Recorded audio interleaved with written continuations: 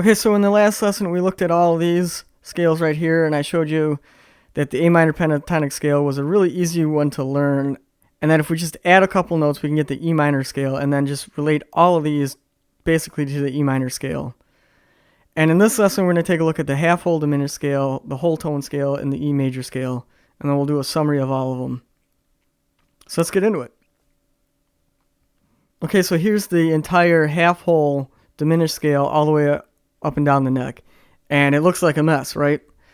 But really there's only two basic shapes that you have to learn. It's this one and this one. But really the cool thing is there's really only one, and it's this shape right here, because this shape right here actually repeats itself every 4 frets on the fretboard. Okay, here it is here, and then it's here, and all the way down. And I don't know about you, but I think this is a pretty easy shape to remember because it's a simple pattern of half steps and whole steps, and that pattern alternates on every string. So we got a whole step here, a half step on this one, a whole step here, a half step on this one, whole step here, and a half step on this one. It's extremely easy to remember, and the fact that this thing just repeats itself every 4 frets, it makes this a really easy scale to learn, in my opinion. And I think it's used a lot in jazz, and I know a lot of metal players use it also. So it's extremely useful. Next up, we're going to look at the whole tone scale, and just by looking at it, you can probably tell that it's pretty symmetrical.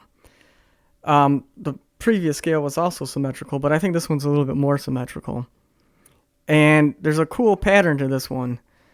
So let's say, well, this is the strings right here, the low E and the high E, E, A, D, G, B, and E, right?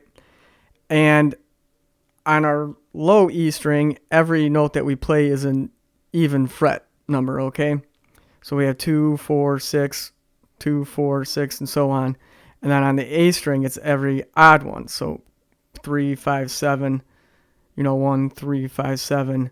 So this is kind of the pattern of the scale. On the low E string, it's every even. On the A string, it's every odd fret. On the D string, it's every even fret. On these two, it's odd frets. And then on the high E string, it's even frets. Again, very easy to remember. This takes almost no thought to play this scale. I will say this scale, it's not really used too much, but it's a cool one. I think they use it a lot in jazz, but it's also been used a lot in like sci-fi and spacey movies like that. Either way, play around with it and see what you guys can come up with. It's fun, but it can be kind of hard to write in my opinion. Okay, so finally we have the E major scale, and guess what? You already know all these shapes because we learned the E minor scale, and E minor and G major are relative scales, right? It's a mode of each other. So the G major scale has the same exact notes as E minor. It's just we're starting on G major or the G note as a root note for G major, and E for our E minor scale. So we've already learned this shape right here. If you don't believe me, go back and watch the other video, and I guarantee it when I talk about the 3 notes per string on the E minor scale, you will see this exact shape right here and this exact shape and all of these exact shapes. They won't necessarily be on the same fret. This one will actually be on the 3rd fret instead of the 12th fret because it's going to be on G major or on the G note versus E. So you already know all these shapes, and that's how you know E major.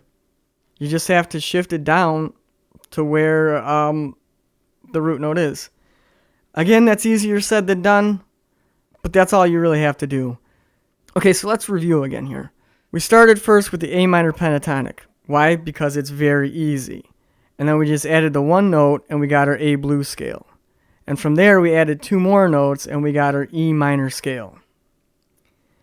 From there what we did was we took our E minor scale and we just shifted this note up 1 half step to get our E harmonic minor, and we shifted this note down 1 step to get our E Phrygian. And we combined these two to get the E Neapolitan minor scale. And then from there, we used our E Phrygian as a reference to get Phrygian dominant by shifting this note up. We used our harmonic minor to get E melodic minor by shifting this note up 1 half step. We also used our E harmonic minor to get E Hungarian minor just by shifting this note up one. For the half whole diminished scale, I said that this was pretty much just the only shape that you need to know, and it repeats itself every 4 frets. For the whole tone scale, I said that on the E string, you play every even fret. On the A string, you play every odd fret. D, every even. G and B, both odd frets. And on the high E string, you play every even fret. And that's how you get the whole tone scale. Really easy. And then for E major, I said you basically already know all these shapes. You just have to shift them up to the E position because we knew our E minor scale, which is the same as G major. And like I said, this one's easier said than done, but it's not impossible. So you kind of know it, but it's a little bit more tricky than just what I said. But all the rest of these, I find it's a lot easier to relate it to another scale because you're just changing one note, essentially, right? So it makes things easier. All right, so we just learned all of these scales. So go ahead and go to this playlist, Guitar Scales 101, and start practicing these. Learn them in this order and have fun doing it. In the next lesson, we're going to look at learning scales in any key because we've basically just been focusing on E right now. So let's start learning some scales in other keys. I'll see you guys there.